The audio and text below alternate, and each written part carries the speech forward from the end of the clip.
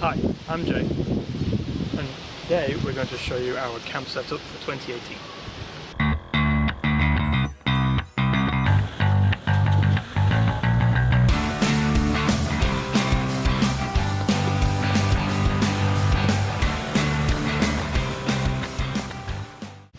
Now, I did have a few videos planned, but you can probably hear the wind's kicking up at Julia's campsite, so there's not a lot I can show you without being interrupted by the wind, so I'm just going to give you a general tour of our setup. Starting here, currently trying to shelter us from the wind is the Tough Trek wraparound awning, the H2 I believe they call it. We've had this for a number of years and we've been pretty much all over with it. In rain, winds, storms even, so yeah, it provides us cover. Like I said, it's a complete wraparound awning, so it covers two sides of the vehicle. The tent then gives us a third side of coverage. We don't always put this up. If we're only staying for one night and we get in quite late, we don't normally put this up, but if we're staying quite a long time we normally do. That said, we normally use this to keep us out of the wind, gives a bit of shade as well. But this is where we kind of mainly congregate. It gives us quite a lot of coverage, which can be nice, especially if you've got a few friends over as well. It's quite a big area to entertain. So also gives us some coverage over the tailgate, which is where we do our cooking. And from there we can access the drawers, fridge.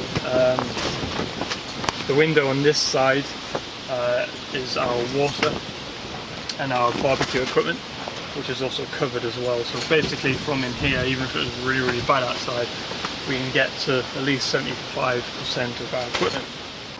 So coming around to the back here, this is where most of our equipment lies. These are all homemade. They were the wooden carcass with 3mm aluminium drawers. We did that mainly to try and keep the weight down and to give us as much space as possible in between the two sides that we made. The left-hand drawer is basically all the camping stuff, cooking. We've got some food in there as well. This is where we mainly live out of. Above that is our fridge slide. Comes down, so we can easily access it.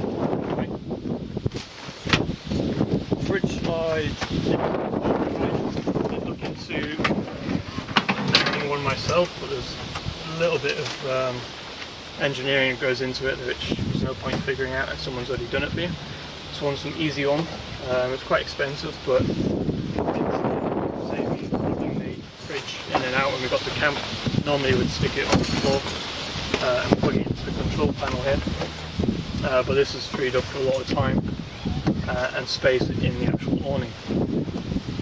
Right hand drawer never normally gets open when we're at camp, other than to get the big hammer out. These are all spares, toe strops, electrical stuff, that kind of thing. Again, more for when we're actually out on the trail or something, this normally gets used. So it's easy, drop the tailgate and get to stuff quite easily. So like I said, the fridge lives on this side. We made this aluminium shield because quite a lot of equipment was falling behind the fridge every time we went to open it.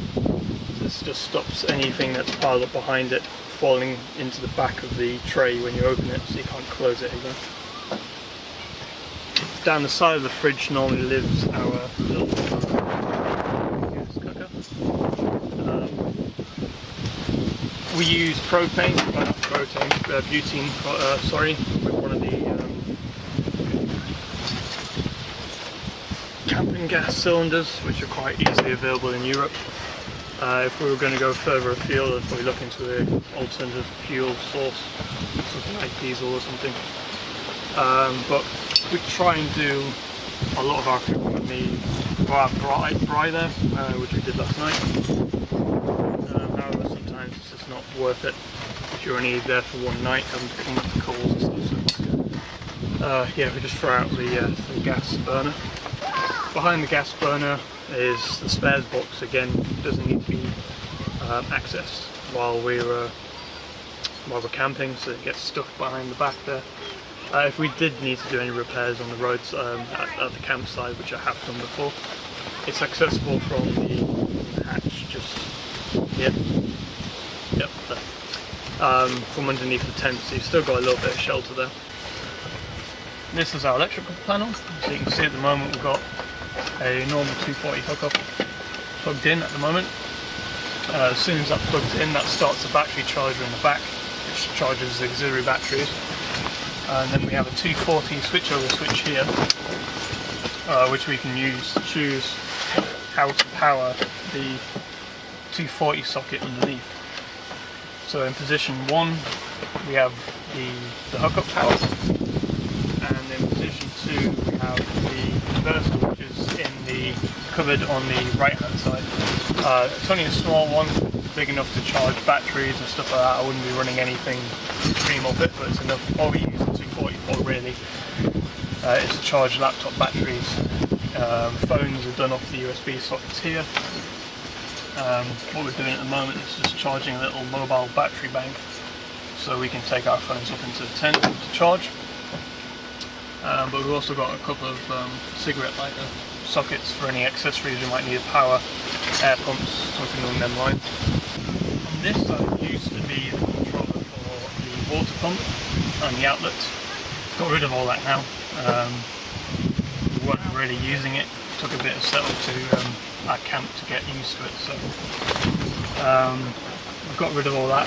Behind there is just all the air the compressed air system, and we just keep a powder fire extinguisher nice and handy.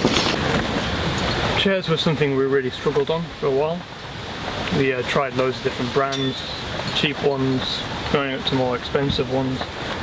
We wanted something that's quite compact but comfortable and was well built.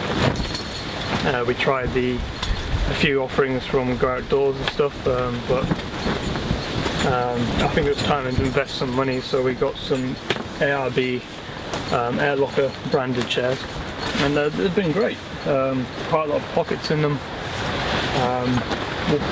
Once you get used to the slightly different way they set up, they're quite easy to set up.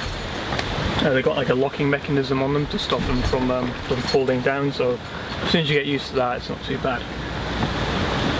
But yeah, I find them very, very comfortable, and they don't fall down too big either, so they're quite compact. Not as small as some of the ones we've seen, but sacrifice that for a little bit of comfort. So I'd rather go down that route. The tent, that's another offering from Tough Track as well. It's the TTO2, I think I call it.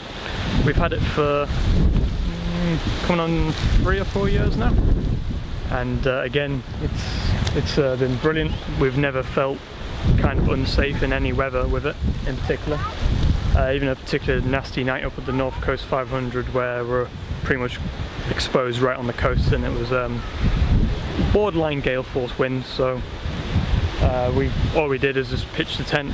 We actually took shelter in the front of the Hilux for the night, but actually when we were ready to go to bed, it wasn't too bad.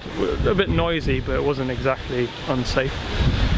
The only thing we've had a little bit of problem with is it's quite hard to get these things dry sometimes unless you've got somewhere you can leave it open, so we've had to do a little bit of damp treatment the last couple of years, which isn't the end of the world, but yeah, it's canvas, so you have to look after canvas more than a polystyrene tent or polystyrene, whatever they call it.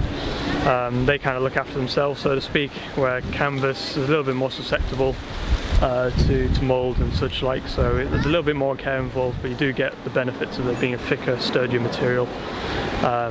Keeps the insulation in quite nicely. This particular model does come with an annex, which we, to be fair, very rarely use. This is unless we're staying for a fair few nights, say 2 or 3. Don't bother with the annex normally. It's quite, it's nice to get changed in, but it takes a little bit of setup. And we've been trying to reform our setup, trying to get it quicker and quicker each time.